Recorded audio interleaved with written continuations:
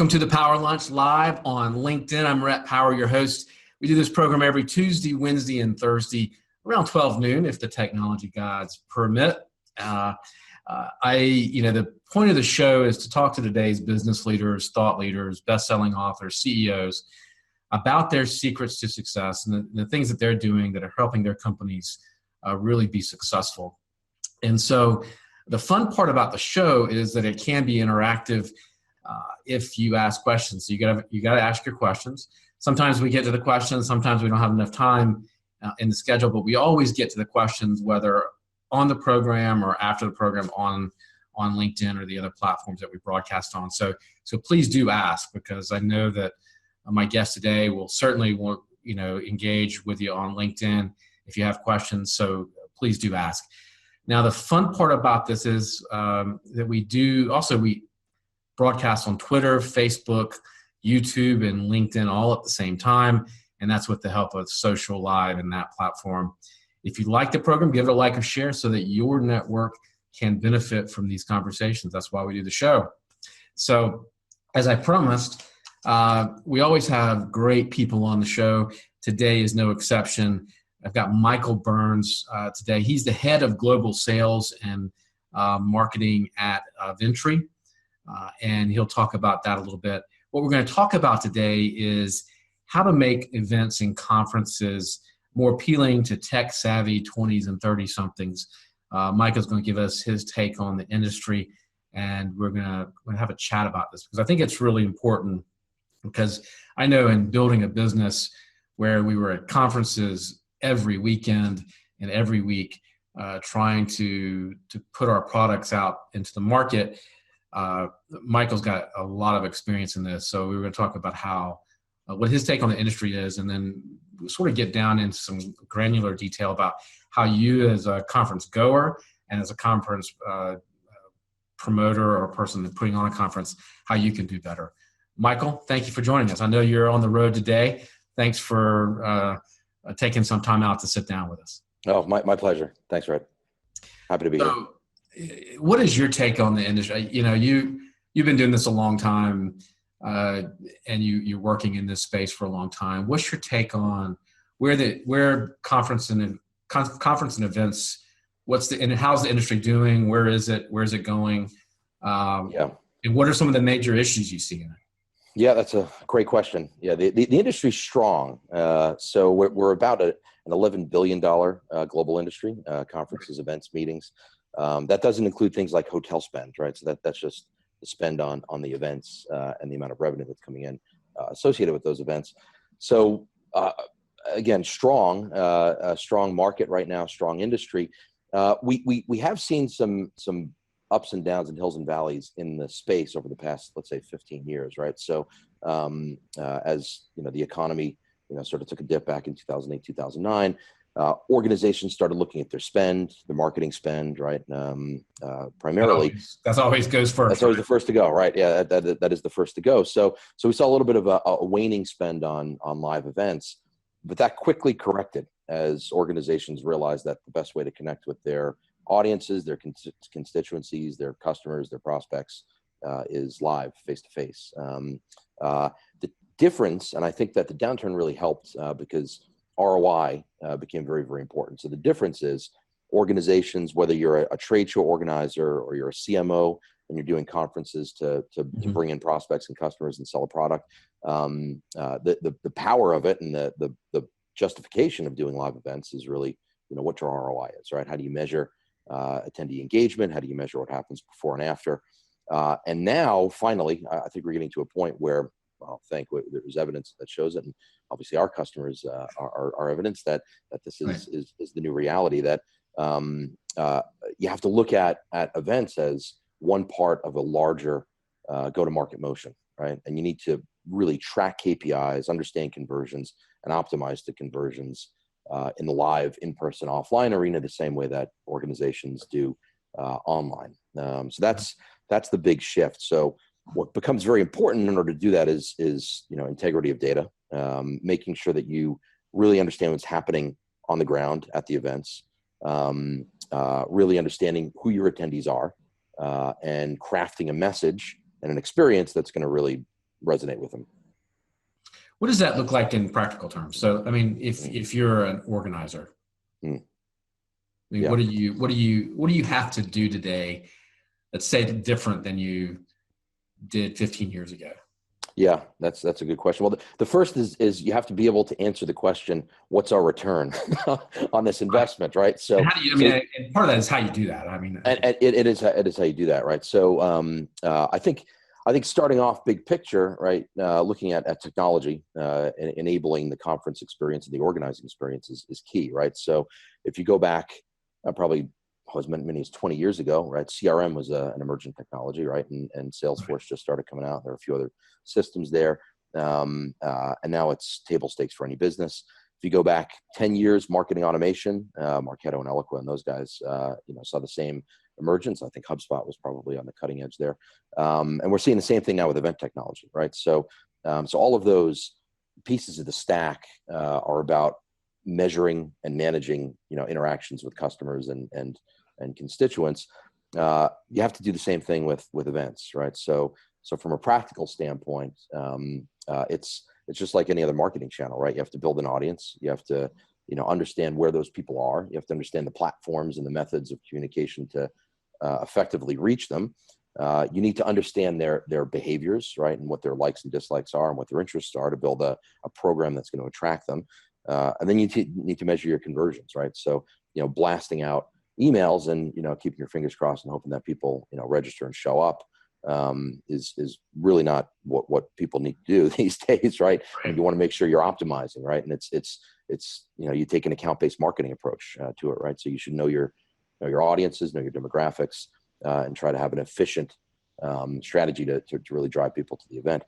The other big thing that's changing, and this is fairly recent as technology is emerging that's enabling us to do this, is really understanding the behaviors and, in fact, the intent that people have while on site. At first blush, it seems a little big brotherish, but I think, and part of our conversation will be about, really engaging with millennials, right? Right. But if you think about attendee, and I would hesitate to use the word tracking, but it's probably a good descriptive word, but tracking and understanding attendee behavior on site is important, right? And it's important because you need to deliver a personalized experience, and you can't do that if you don't know what's going on. So there's a bunch of technology out there. At Eventury, we have 5 or 6 different technologies that help enable that. So it's passive scanning technology like Bluetooth, LiDAR, Wi-Fi, UHF.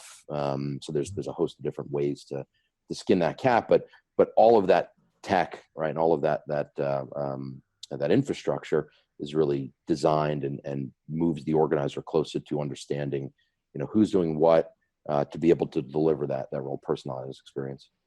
What do you think millennials, 20-year-olds, 30-year-olds are expecting out of an experience like this today? Well, they're expecting an experience, right? I think first and foremost. Gave it away. yeah, exactly. So if we go back, well, when I first started going to conferences, when I first got into the business, it was very one directional. We're going to have, a guy on a podium, and most of the time it was a guy on a podium, right? That's going to be up there and telling you what you need to do. And it was very, it was, some great information, obviously, but it was a one-way conversation or a one-way, information exchange. Now it needs to be interactive, right? It's a participatory environment, and conferences need to do that. So I think, millennials who are making up a, massive part of the workforce now, and this isn't a fad, this is just the new reality. And it's something that's, I think, dragging a lot of industries into a much better place, right? So having that dialogue, right, making sure that we're understanding, what people are taking from the experience, letting people contribute to that experience is incredibly important. So that engagement is key. And then really connecting with the audience as well, right? So giving them a voice is one thing, but then, taking that information and providing back recommendations is critically important. So it's one of the big things that we're focused on right now is we have an AI that's built that runs a recommendation engine in real time for attendees. So we're able to understand what sessions they're going to, maybe what exhibitors they're visiting, how much time they're spending engaging with those topics. And then through well, our mobile app, which is something that I recommend every conference and event use, is a mobile app to engage with attendees. Through the mobile app, we're able to make real-time recommendations as to other things that are happening at the event that individual might be interested in. So it's taking that. I mean, there's a marketing concept, that it's not B2B, it's not B2C, it's P2P, right? You need to personalize the experience, and events are no different in that respect. I think, my sense too is one of the things I've really liked in the last few years is being able to more efficiently contact the people and connect with the people that I actually need and want to connect with. Right. Right. Knowing who's there. So, the last couple of years I've been able to, who's there, where their booth is, and it's all in the app. You're actually able to send a message to them in the app to see if you can get a meet. It's really, I think, gotten a lot better, a lot easier to really be efficient. Oh, for sure. And that's the not the trade-off, but the whole impetus behind opting into those things. Right. So, so for me, if I'm going to an event, it's, I don't want to be hidden, right? I want to make sure people, know that I'm there, and I want, somebody to tell me, who I should be talking to, right? I don't want to have to do the heavy legwork. So opting into, tracking or scanning or networking. We have a very robust networking module on our map that allows for exactly what you're describing. And you want to maximize your experience, right?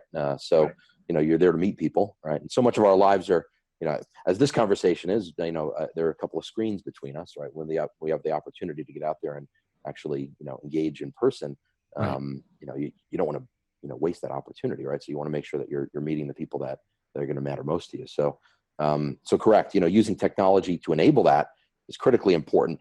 It's also the channels that you're using, right? So, so if we think about on site, a lot of conference organizers will say, well, I don't want people looking at the phone, right? I want them, to be looking at other people. And it's like, well, yeah, but the phone can help them find the right people to look at, right? And ultimately, they're still going to be looking at the phone to say, what's my next session, right? And one of the most used things that we have is a wayfinder, right? So if you're at a big conference, you need to, or a trade show floor, you need to figure out how to get from A to B.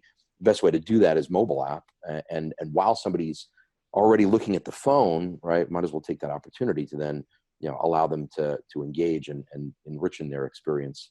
So I think that's not really the optimal way to look at things, right? You want to lean into the technology. Yeah, you don't want people taking away from the personal experience and engaging with the tech, but they're going to do it anyway for certain reasons, right? So let's try to use that as an opportunity.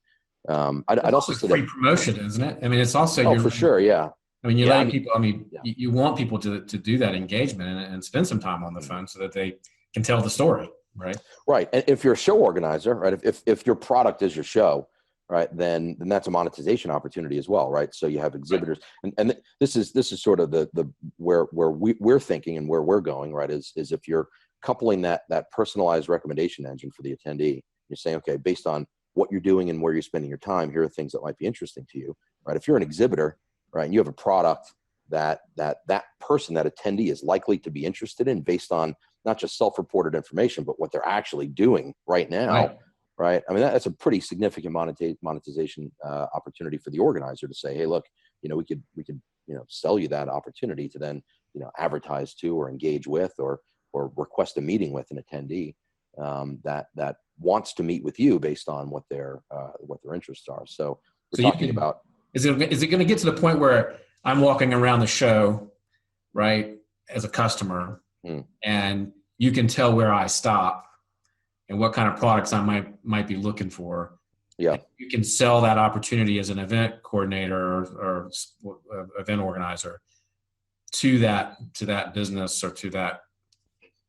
Yeah, that's a possibility. You don't want to make it like what was that movie, Minority Report, where the guys walk into the mall and the ads are hitting them.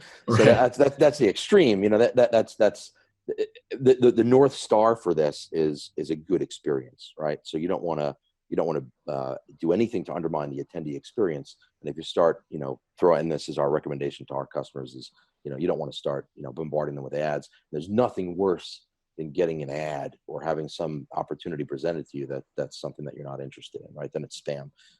So you have to be very careful about how you're setting that up, and you have to make sure that you're communicating with the attendee prior to the show and making sure that they're bought into this, right? And they find value in that experience. And if they don't, right, then they're opted out, right? You don't want to ruin their experience, right? But if someone understands the benefits of saying, okay, yeah, I'm my information's not getting sold, right? This is happening in a closed ecosystem, and I'm going to have a curated, personalized experience, and I'm not being forced into anything. I could choose to say, okay, yeah, that's something I want to go see, and that's a good recommendation, or not.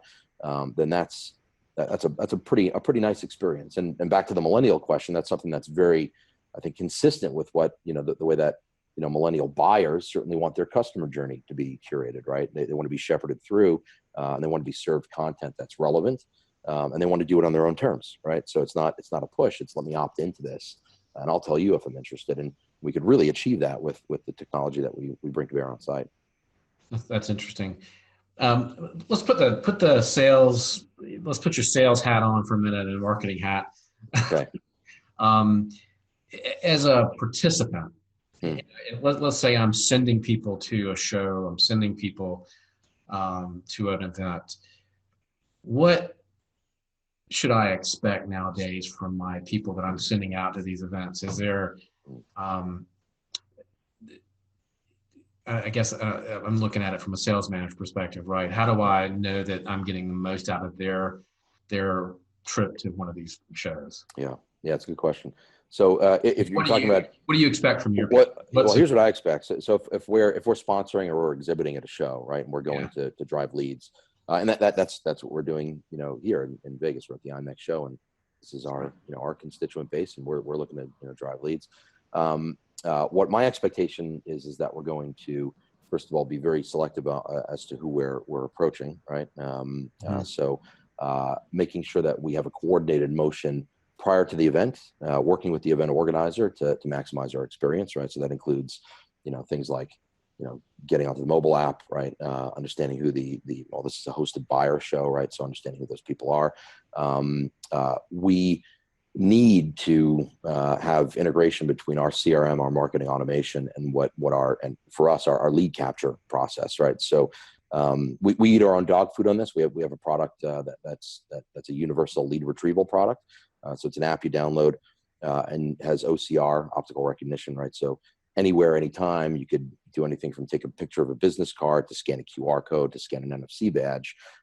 And that information, first of all, requires the salesperson or whoever's capturing that information to take notes prior to the push, right? So we need to capture that data. But then it syncs automatically with our Salesforce instance and our HubSpot instance. So we use the same logic and the same rules that we have around lead scoring to extend to the event, right? So if we're capturing that, it's capture the notes, right?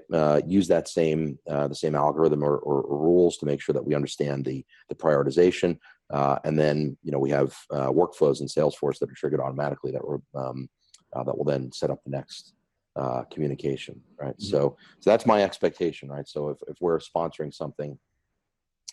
There's different objectives, right? Sometimes branding is the objective, but I'm a performance marketer, so for me, it's all about let's drive the leads and let's convert. So that lead capture thing is critical, and we have some major Fortune 20 companies that are using our lead retrieval technology, and every salesperson has the app on their phone. And every time they network, they're at a ball game sitting next to somebody on an airplane, you could scan it, take the notes, and that's a lead generated. So it's really taking the same principles that we have for online, right? Looking at click-through rates and open rates and touches and conversions, and applying the same exact KPIs to what's happening in the real world. Well, I used to carry around a notebook, and I'd staple my cards in, notes in the bottom of it. So I'm glad those days are over. I'd say I'm embarrassed to say it, but I still take notes on the back of the person's business card. I do too. and then take the shot and it gets synced through. But I still use a pen. We're aging ourselves here, aren't we? Yeah. What what else do you think is, I mean, looking at where the industry is going, what is your crystal ball for sort Yeah. of how events will be done, and kind of the new things that event organizers will be able to have at their disposal, and what's the experience going to be like in 5 or 10 years? Yeah, that's a good question.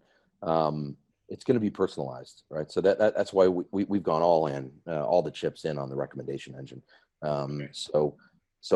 And we'll see some other pretty cool technology get brought into the experience, right? So, Okay. picture yourself at a show, right? And you need to get from one meeting to another, or get to a session, and you flip open your event app, and you hit your Wayfinder, and you hold it up, and it's an AR Wayfinder, right? And you have your personalized recommendations coming at you, right? So you're able to then scan around, and the individuals, right, the people or the booths, right, that you might be interested in are being highlighted. So that way you could really have a very real-time customized experience. So that's not 5 or 10 years away. That's around the corner. That's something that we're working on.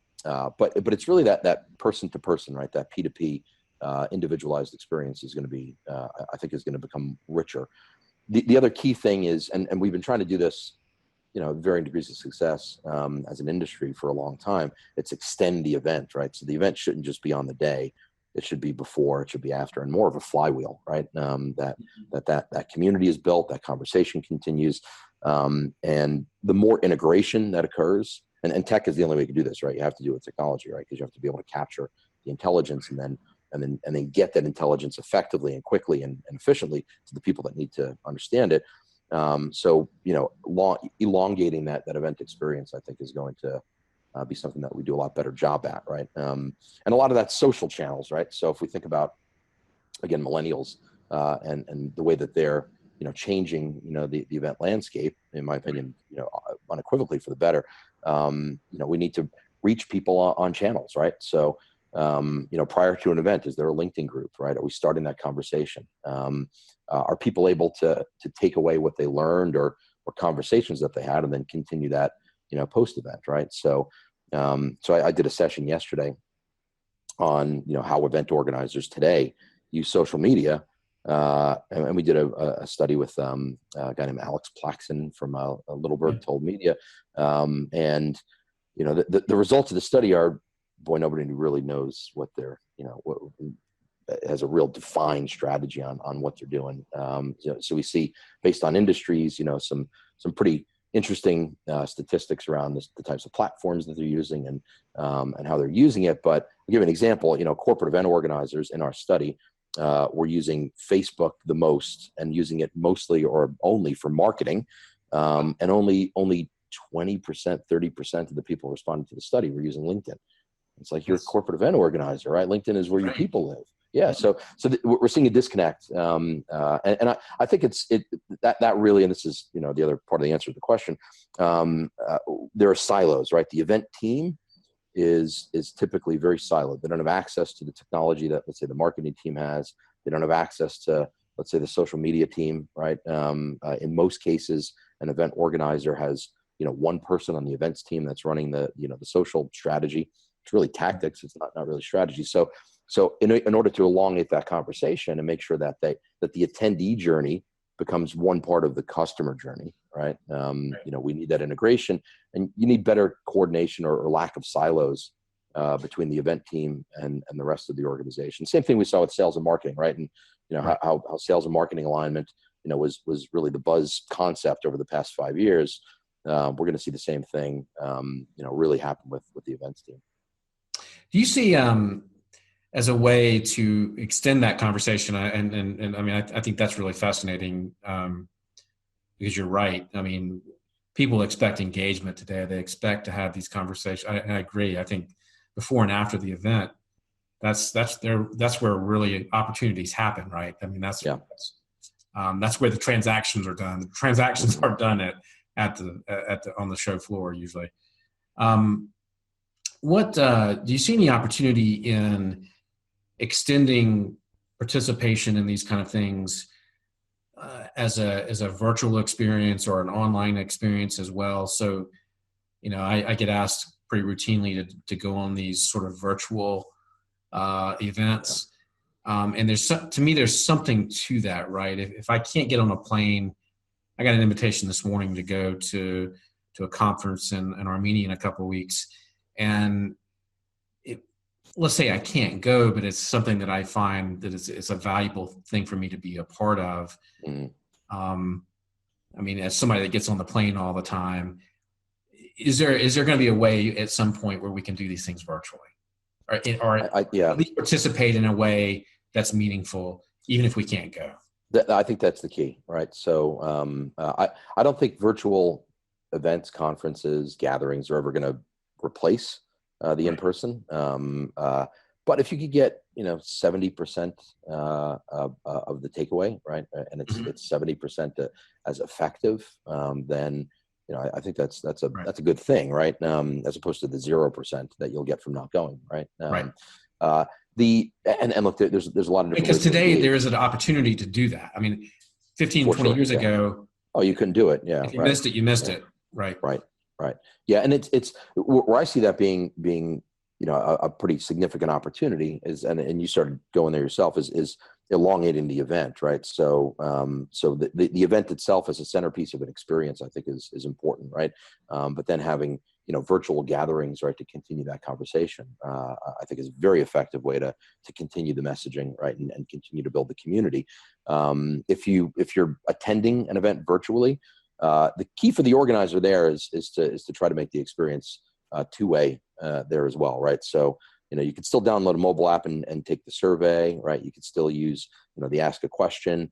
So there are ways to engage with remote attendees.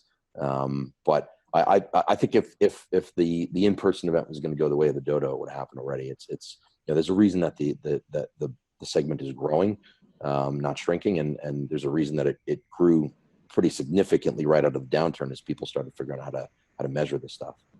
I know this is a strange question, but I wonder if there's ever going to be a way for me to walk the floor remotely, or give it 2 years, right? So right now we actually have a partner company that has a VR headset for floor plan, right? So you could access virtual reality for I don't know how many venues, thousands of venues that they've scanned, done the 3D scanning on. So you could kind of walk the floor, doing it sort of live, right, where you're engaging with that from a live standpoint. I don't think it's that far away. If you think about the big convention centers, right, next time you're at a big trade show, look up at the ceiling and try to pick out all the different pieces of tech, right? There are UHF antennas, right? There's all sorts of stuff in there, right? So in Fiera, Barcelona, I mean, that ceiling is the most technologically advanced ceiling that exists on the planet. So yeah, the opportunity to be there. I mean, you'd have to have tons of cameras and a lot of opt-in, but it is doable. Okay. No, I think that's fascinating and pretty cool. Yeah, it's pretty cool stuff.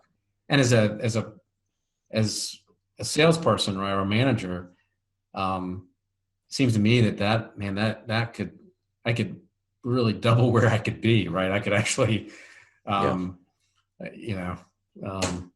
be in multiple places in a week that was no way I could get to in real life. But absolutely. Well, this has been fascinating. If you have updates and new things, please reach out, because we'd love to have you back on. That'd be great. Yeah. Update us. This has been fantastic. What's new and what's coming along, but thank you for the conversation. Yeah, my pleasure. This was phenomenal, and I'll take you up on that. We have a whole bunch of stuff getting released at the end of the year from our roadmap, so there'll be an opportunity for us to talk about some. You want to give us a highlight? So some of that recommendation engine stuff is going to be hitting. We do a lot of work in strategic meetings management. Maybe not as sexy of a topic as VR at conferences, but helping procurement departments really streamline what they're doing from a spend standpoint, get better transparency and visibility into their hotel and event spend. So there's some pretty cool stuff that we're doing on that front. But for the purposes of this conversation, I think some of the recommendation engine things and the AI things that we're throwing out there at the end of the year are going to be pretty cool. All right, great. Well, guys, this has been the Power Lunch on LinkedIn Live. Thank you for joining us. If you want to find out who we have coming up on the schedule, please go to the website, powerlunch.live. That is our new website, and that's got our calendar up. That's going to be updated today with some new guests. We've also now converted the show over to a podcast, and we are slowly uploading past episodes up on Apple and Stitcher, and I think something else. But we've also got the show on YouTube. You can go to my YouTube channel and see all the past episodes, or you can go to the hashtag powerlunch.live on LinkedIn, and that should pull up all the shows. Now, have a great afternoon. Thanks for taking some time to watch or to listen and to spend some time with us this afternoon. We do appreciate it. You are why we do the show. So thank you so much, Michael. Thank you. Thank you. All right.